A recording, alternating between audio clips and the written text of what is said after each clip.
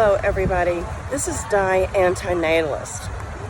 and today I'm not an antinatalist. It's a sunny day in Rio. I'm in Copacabana collecting seashells, little tiny seashells. It's a really clean beach, so there's not a whole lot of debris at all. Little bitty seashells. And it's not too hot. I mean, it's not humid. It's relatively comfortable. And I'm on vacation on the beach. I've got money in my pocket and food in my belly. And I don't have the coronavirus. And I'm in good spirits, and I'm happier than I was yesterday. So it's a good reason for me not to be an antinatalist today, right? An antinatalist embraces the philosophy 24/7, whether they're on vacation or at home, or whether they're in the hospital sick or needing an operation, or whether they're on vacation. Did I say that? Whether they're on vacation or whether they're celebrating a party or whether it's Friday night. A true antinatalist never wavers. An antinatalist sees life as very precarious and dangerous, and with new and hazardous experiences just around the corner. Life can change in an instant. It can change for the better, but it certainly can change for the worse. And nobody opts for worse conditions. Everybody wants the best of conditions, right? And under no circumstances does a good sunny day make up for the bad days. And I hear optimist-minded people say that a good day, a sunny day, a happy day makes up for all the bad days. And it makes you appreciate when you do have a bad day that the good days are around the corner, and that we should be grateful for the good days when we do have bad days. That's nonsense.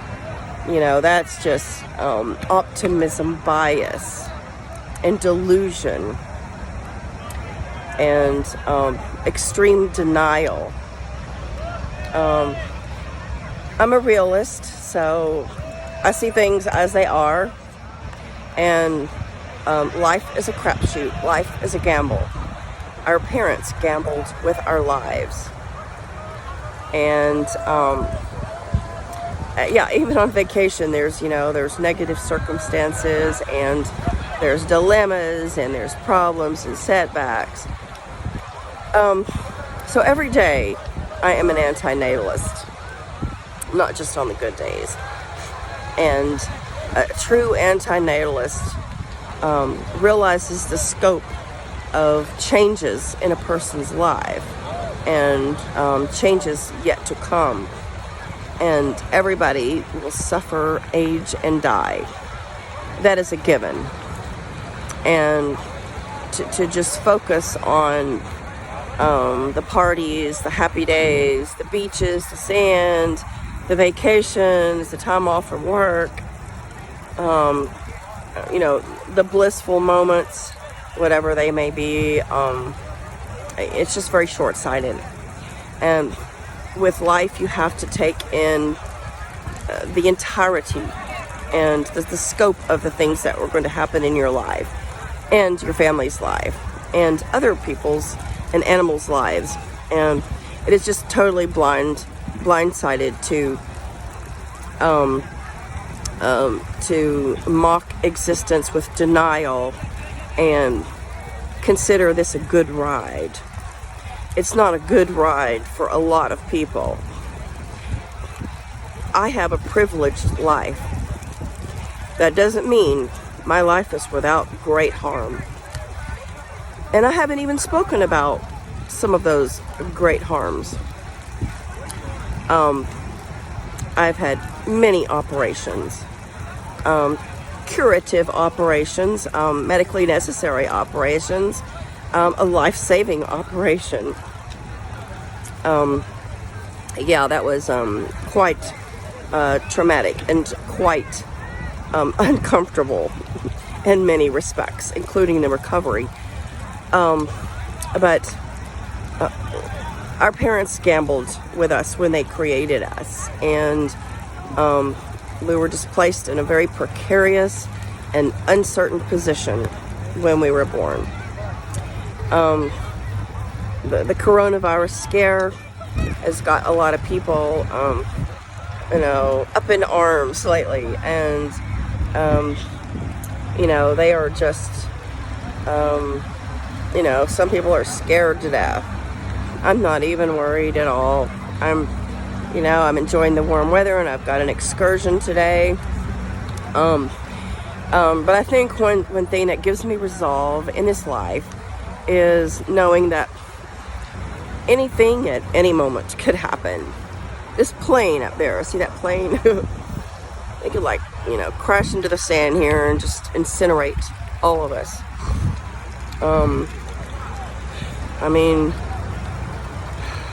Just the hazards just are immeasurable. That can, happen to any one of us. And even though I do enjoy certain aspects of life, I would have been much better off not been placed into existence. And I want to show you something over here. I've never seen this in all of my travels. I've been on beaches all across the world and all across America.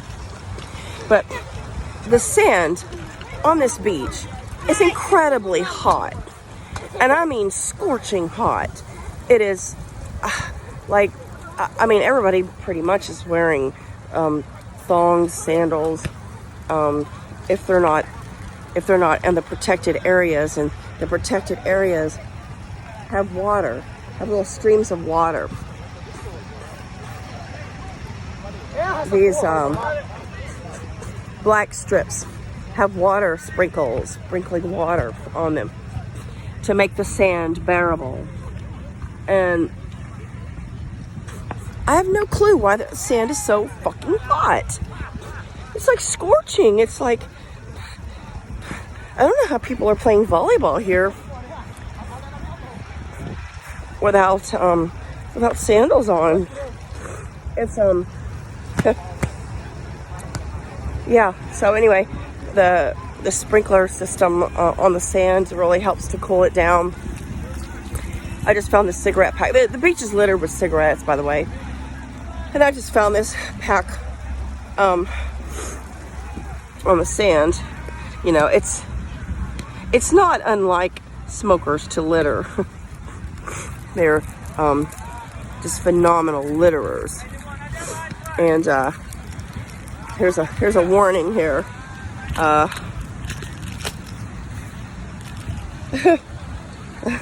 So that's in Portuguese. Cancer. So cancer is one thing that we all have to, ward against in life, and we're probably going to die of cancer or heart disease or some kind of trauma in our lives. But a true antinatalist is an antinatalist every day of the week and every hour of the day, 24/7, because life is full of harms. Life is full of harms, whether it's cancer, whether it's some coronavirus, or whether it's scorching your feet on a hot beach. Life is just full of harms, and no baby, no cry. And there would be no crying if we were never born. And It's just as simple as that. It's just so logical. We would not suffer unless we were created, unless we were conceived and born and placed into this horrible, precarious existence. And you know, there's just so many people here, so many people out here, and so many ways to suffer. And some of these people will be getting sunburnt today, especially those types.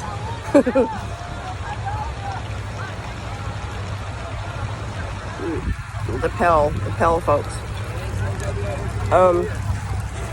Yeah, I mean, I see a lot of suffering here, and I see intermittent happiness.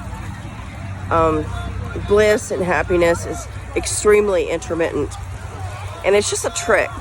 It's just an evolutionary trick to keep people reproducing and to keep people living and to keep people you know, not offing themselves.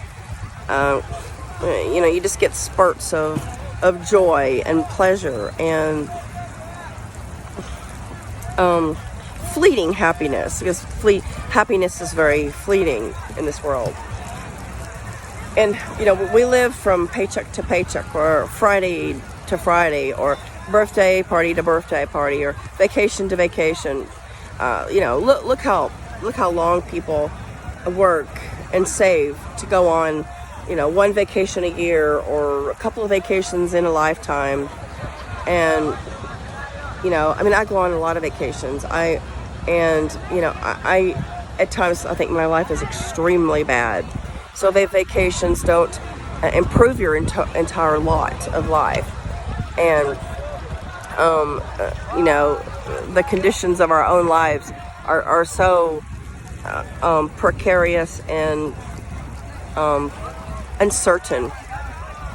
So anyway, this is my first time in Rio. This is my first time in Brazil, and very, very cheap to travel here. Very, very cheap indeed. 20 US dollars goes a long way. Wonder what he's selling there.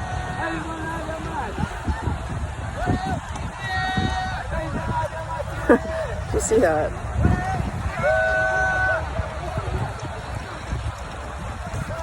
Quite a bit different experience in Mexico, where I usually travel to.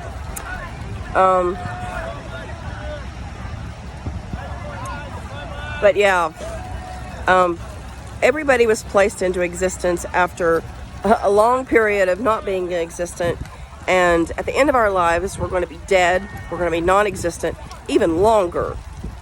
So this middle period of life is just basically traumatic. I see life as just intermittent traumas and dramas. Life is just nothing but drama. And you know, I've lived almost 6 decades, and the traumas are just immeasurable. The unforeseen circumstances, and you know, the physical pain or the emotional pain, heartaches and heartbreaks, and blood, sweat, and tears. It's just, you know, it's remarkable, actually. It's remarkable that people, you know, just keep fucking when they're fertile, that is. I just can't imagine the thinking process of breeders. I just can't imagine what goes through their minds when they, you know, want to reproduce. The entire selfishness of the equation, and the lack of forethought, the lack of consideration for, you know, the unborn, for the yet to be born. It's mind-blowing how anybody could, you know, want to have a child knowing that